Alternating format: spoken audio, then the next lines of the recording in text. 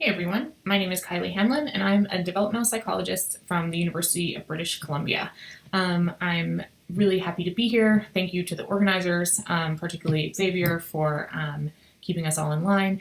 And I'm excited to tell you guys about my work today. Okay, so my work starts with an observation that probably many of you are very familiar with. Hyder and Simmel in 1944 showed adult participants simple shapes moving around on a white background. There were three different shapes of different sizes, and they simply moved around on the scene. And at the end of the display, Hyder and Simmel asked participants to simply describe what they'd seen. And famously, typically developing adults reported that they saw these shapes as agents in possession of various mental states. So, for example, one subject described contained the following phrases: planned to, is trying, does not want to, gets worried. And that was just one participant. Almost every single participant tested used similar mental state language to describe these shapes. Observations like this and many, many others have led some to theorize that adults possess a causal theory of agentive action, whereby agents are rational actors who choose how to behave in order to maximize their rewards, usually their goals, at the same time as minimizing costs, subject to their belief. So basically, agents choose what they're going to do based on what they think will work to get them what they want in as little effort as possible. This causal theory has been named many, many things throughout the history of psychology: theory of mind, the intentional stance, common sense psychology, naive psychology, etc. More recently, it's been more formally described and named inverse planning or a naive utility calculus. But essentially, all of these descriptions are saying, by and large, the same thing. Humans are intuitively picking out agents in the world, and part of seeing agents is attributing to them particular kinds of mental states and sort of a common sense psychology whereby they plan their actions based on their goals. Okay. These are just some of the things that I think are really interesting about the Hyder and Simmel display and how participants respond to it. So in addition to identifying individual agents and individual mental states, subjects were identifying social mental states. So, for example, who did what to whom, how one agent relates to another agent. So, a subject said the two men had a fight, or she apparently does not want to be with the first man, or described them as lovers who presumably have particular mental states toward each other. And in addition, subjects didn't just understand these social agents, they evaluated them. So, I probably don't need to tell you which characters were described as the innocent young things, who was described as sweet or meek or our hero versus who was described as the villain, a big bully, and blinded by rage and frustration. So to the sort of observation that humans are intuitive mind readers, I would like to add that humans are intuitive social mind readers, where we see social goals coming from agents in our environment, and also that we're intuitive social evaluators. Okay, so indeed, adults understand agents' social intentions, not just their individual intentions, but what agent A intends with respect to the intentions of another agent, agent B. And we readily evaluate those kinds of social actions and the agents who perform them. We see some individuals and actions as good and deserving of praise, and others as bad and deserving of punishment. These evaluations apply readily to novel agents who engage in novel interactions, right? Participants seeing the Hyder and Simmel displays presumably have never seen these particular agents, never seen these particular interactions, and yet quickly and unintentionally, they're able to understand and evaluate them. And indeed, evaluations have been long shown to resist updating. Okay, so how do we get this way? We mentalize, we social mentalize, we evaluate social others. Where does this come from? Well, one possibility is it's a developmental process, right? So experience and learning combined with advances in cognitive development, various different mechanisms in each of these cases are possible. And the main idea would be that adults understand and evaluate minds because we're just very well practiced at doing that. We've been practicing from very early on, and this leads to sort of our understanding and evaluative capacities. Another possibility, and the possibility that I'm much more interested in my own work, are that tendencies like these to understand social minds and evaluate them are foundational to the human social mind. So in order to ask whether this is the case, it is my typical policy, as well as the policy of many other developmental psychologists, to probe the origins of these capacities in a population with far less practice, right? Pre-verbal infants, and ideally young pre-verbal infants. So by looking at when these things develop, we can ask questions about their origins, and we can ask sort of specific questions. For example, different developmental trajectories might tell us different stories of how the social mind is built and how it works. For instance, is there a time in development where humans understand goals but not social goals, right? Or when they understand social goals, understand minds in general, but don't yet evaluate them. So I feel like through asking and answering questions like this may help us to optimize our social machines, right? Because presumably human beings are doing this task of having a social mind really, really well. And so designing our social machines to do it as humans do it would be a potentially optimal strategy. Okay. So lots of research in infant cognition over the past several decades tells us that mentalizing begins in infancy. So like adults and children, infants seem to view agents' actions as driven by mental states. So for example, when infants see a human hand reach out and grasp a ball over and over again, they subsequently are surprised or look longer when the human switches to grasping a different goal object, the bear in this case. Importantly, it doesn't just seem like infants expect consistent goal contacts of anyone, right? This has to be agents. When they see something that sort of looks something like it could be a hand, but engages in no self-propelled motion, doesn't look like any agent infants have ever seen before, they are not likely to, say, look longer at the changing goal object. Interestingly, infants' mental state inferences have been shown to be relative to situational information, such as the presence of alternatives. So it isn't just seeing hands grabbing any object in any situation that leads infants to infer a goal.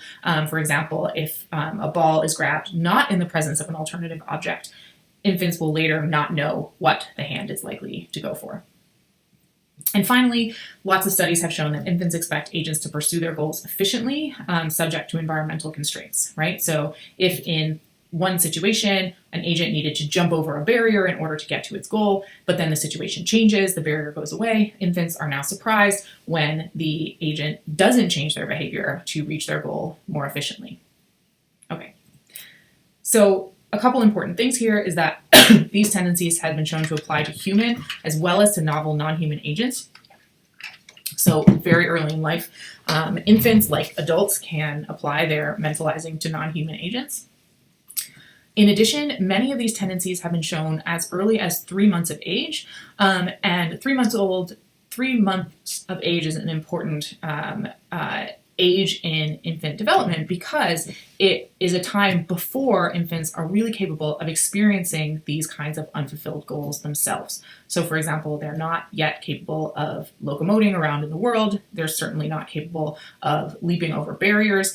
And indeed, they're not even capable yet of reaching out for one object over another. So if infants infer goals in these kinds of situations, it suggests that the ability to infer goals might be, in some sense, removed from personal experience having or acting on these goals oneself. Okay. All of these findings support the hypothesis that humans are in possession of a common sense psychology or a theory of mind from the start. Okay, so when I came to start asking this question of whether infants understand social goals, for instance, that agent A might have a particular goal with respect to agent B, there were a few findings in the literature suggesting that infants understand something about social goals by the end of the first year of life. So for example, they can interpret the likely outcome of a chasing event. They think that two negative social actions are more similar than positive and a negative social action are. So if they're, for example, made bored with helping, they'll recover looking to hitting. But if they're made bored with hindering, they won't recover their looking to hitting. And finally, infants interpret or sort of seem to make predictions about what agents will do based on how they've been treated in the past. So an agent who's been helped by someone is more likely to approach their helper rather than their hinderer later on.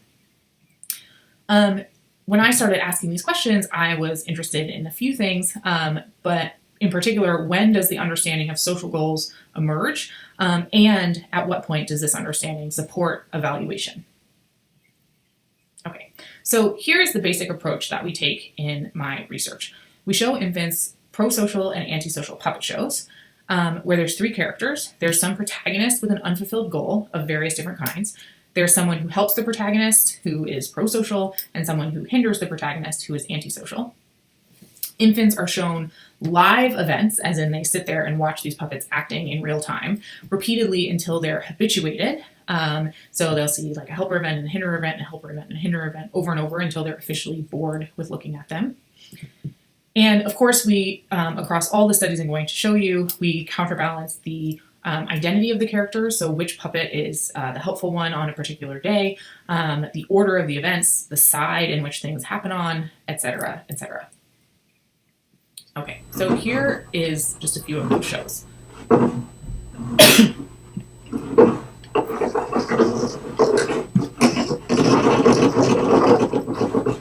So here the protagonist tried but failed to climb the hill, and he was pushed up to the top by the helpful character.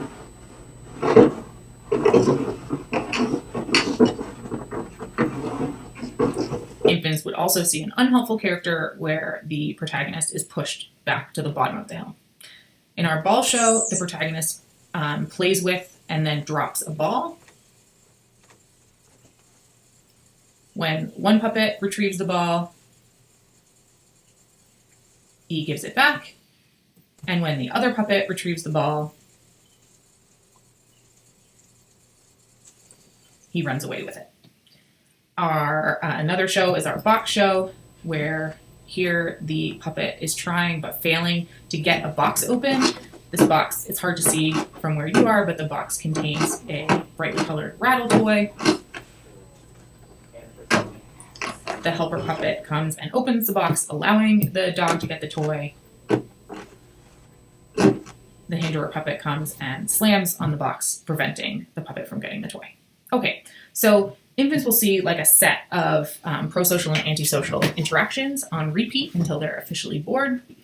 And then we simply ask which puppet they prefer.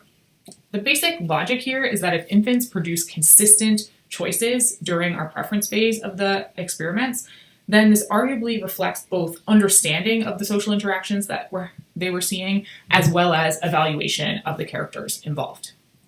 Okay, so for our choice phases, the experimenters are blind to the puppet's identity, so they don't know who did what that day, and parents are asked to close their eyes so they can't influence infants' choices. I'm just going to show you a few quick examples of babies making choices. When babies see the sort of more flat puppet, wooden puppets, we put them on a board and see which one they touch first. For hand puppets, we make sure they look at both. And then back to the experimenter. Who do you like? And see which one they touch first. Here is another example. She looked at one, she looked at the other, back to the experimenter. Who do you like?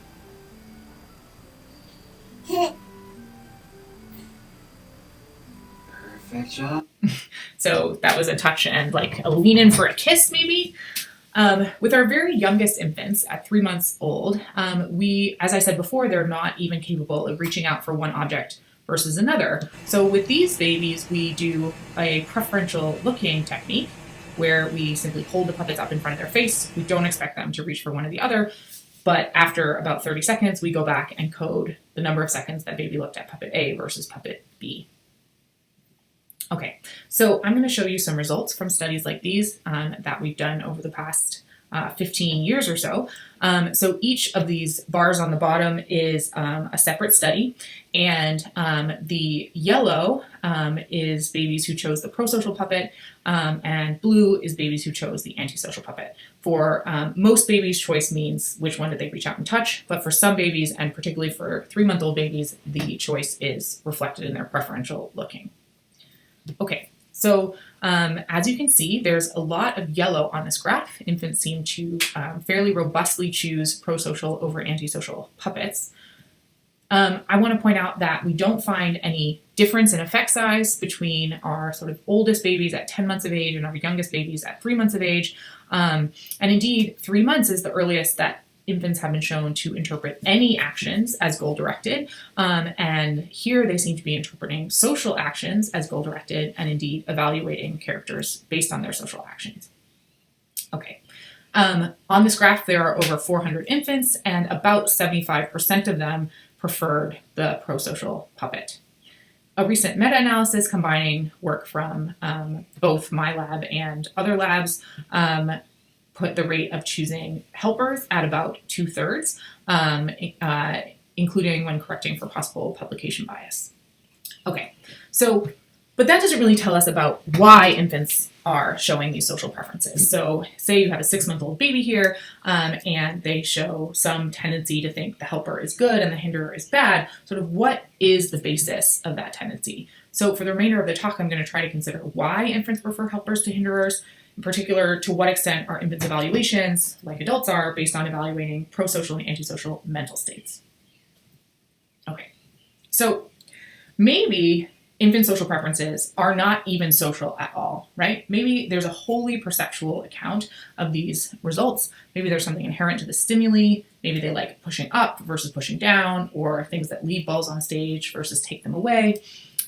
And so to rule out this very low-level possibility, we have run what we call inanimate control conditions, where characters perform essentially the same actions toward non-agents, right? Toward someone who is not worthy of being helped and hindered because they don't have a mind to have an unfulfilled goal in the first place.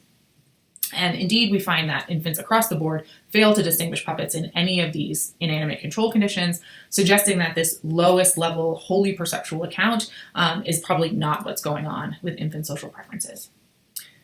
However, it is possible that there's a social account, but it's a pretty low level one, right? Or a non-mentalistic social account. One possibility is that infants evaluate agents who facilitate or block other agents' paths of motion or something like that. So it's not about facilitating or blocking goals, but it's about facilitating or blocking physical actions. We've tested this possibility in two sets of studies, and I'm going to tell you quickly about both of them now. In the first study, we ran 4 new conditions of the hill show that you've seen before with 6 to 10-month-olds.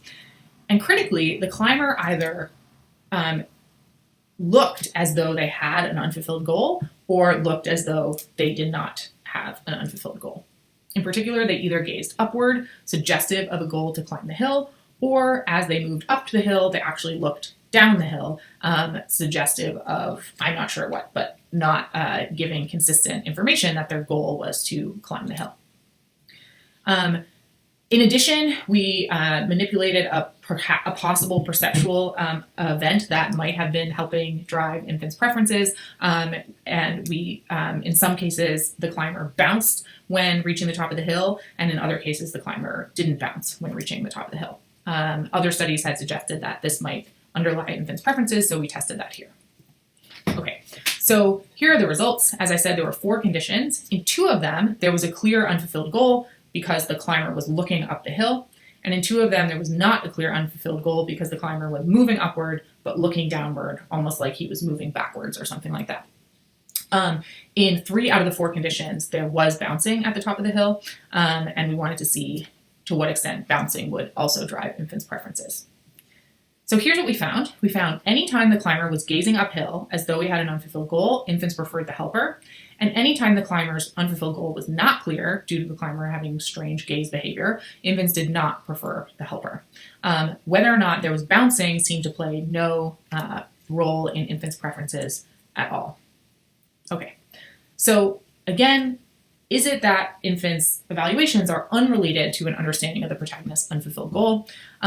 In another, more recent set of studies, we probed this question in a bit of a different way by looking at individual level predictors of infants' tendency to prefer the helper. And in particular, we were interested in where babies attended while they watched these unfulfilled goal events, and we used an eye tracker.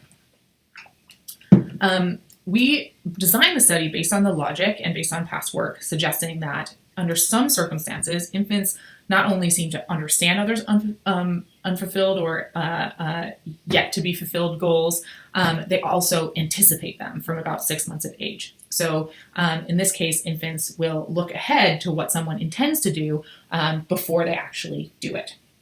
This kind of tendency is thought to reflect robust goal understanding, a sort of prediction of what others intend, rather than a sort of responding to what they've done after the fact. And so here we asked whether goal anticipation during the climber's attempts relates to preference for the helper. So this study used 5-month-old babies, so relatively young, and we used a cartoon version of the hill. We also, rather than habituated babies to the hill, we showed them brief familiarization events. So the events themselves were shorter, and we showed babies fewer of them. The main idea is that we really wanted to capitalize on possible individual differences. So our babies were young, and we made the study really hard. Okay, so we looked at lots of different things and found lots of different interesting findings. But the one that we designed the study to test, and the one that I'm going to present today, was about where infants are looking during the climber's unfulfilled goal attempts, right? While he's trying but failing to get to the top of the hill. We identified 2 areas of interest, the climber itself, right? The actual thing moving around, and then where the climber is looking and intending to move up to the top of the hill.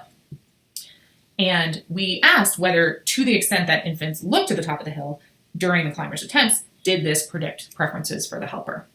And indeed, we found that it did. So we found that infants who looked longer at the hilltop during the attempts, as well as those who looked back and forth between the climber and the hilltop more times, were more likely to prefer the helper than infants who did so less.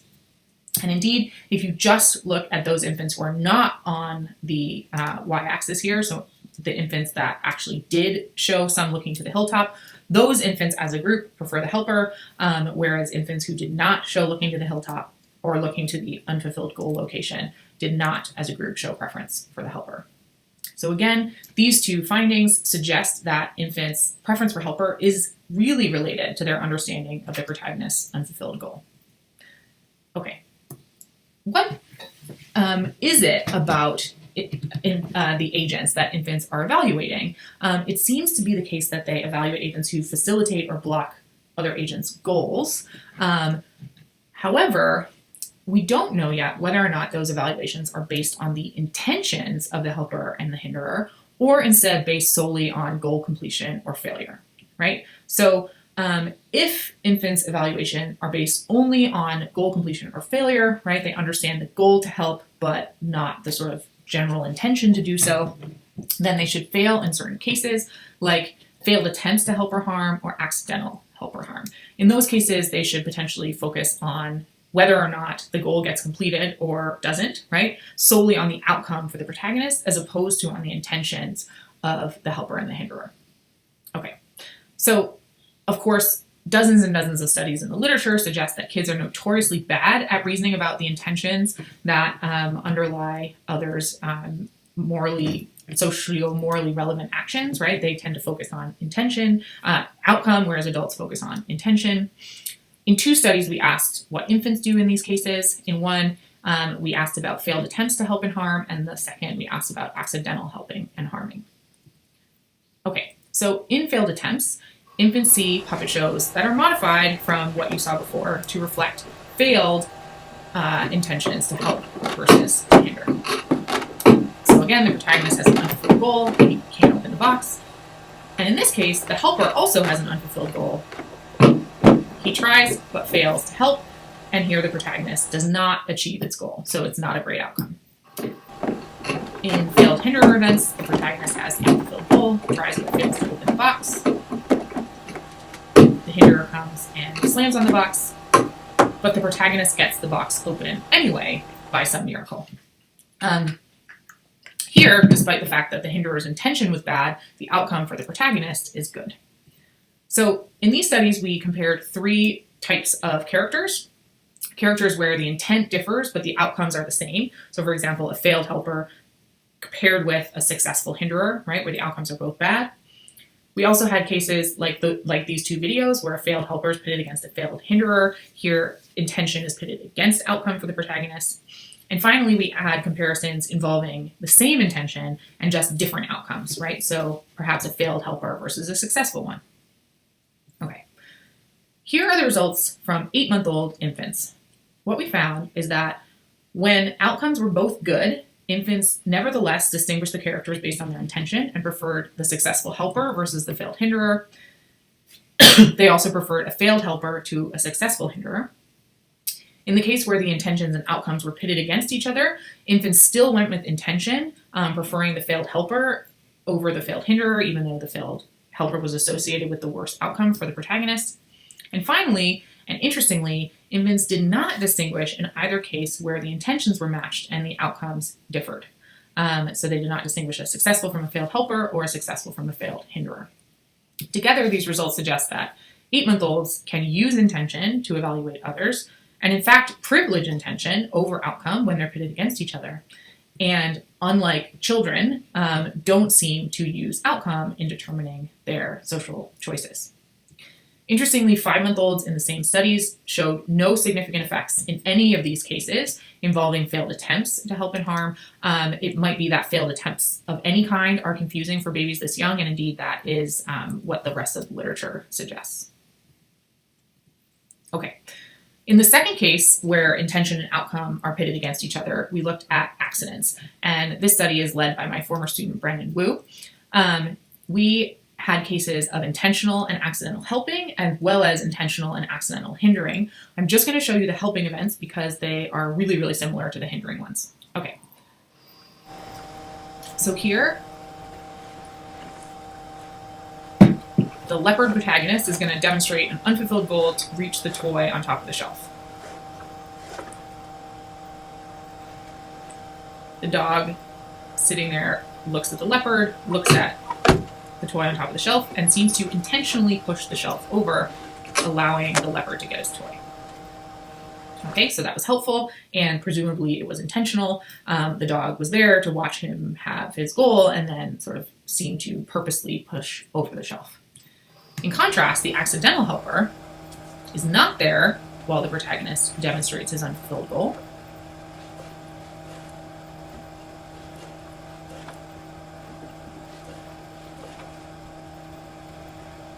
And later he comes back, notices the toy in front of the shelf on the ground, and knocks the shelf over rather clumsily, seemingly on the way to get this other object. So he didn't know what the character's goal was, and he unintentionally knocked over the shelf. So we wanted it to be a really, really, truly accidental action. Hindering is basically identical, except that the goal in this case is that the protagonist wanted to put the toy on the shelf, and so knocking the shelf over is now unhelpful rather than helpful. Okay, so here's what we found. In the helping condition, infants were significantly more likely to choose the intentional versus the accidental dog, so the intentional helper versus the accidental one, but in the harming condition, they flipped and were more likely to choose the accidental harmer rather than the intentional one. So here again, even though the outcomes for the protagonist are the same in these comparisons, infants are distinguishing the character based on who is in possession of the positive versus negative intention. Okay, so the last study I'm going to tell you about today asks about an even more complex mentalistic account of infants' evaluations. So what I've just shown you is something like a second order goal attribution, right? So they seem to be attributing the goal of the helper and the hinderer to facilitate the goal of the climber. So when I say second order, I mean sort of the goal of agent A with respect to the goal of agent B, right? One possibility is that this happens at a basic goal level, right?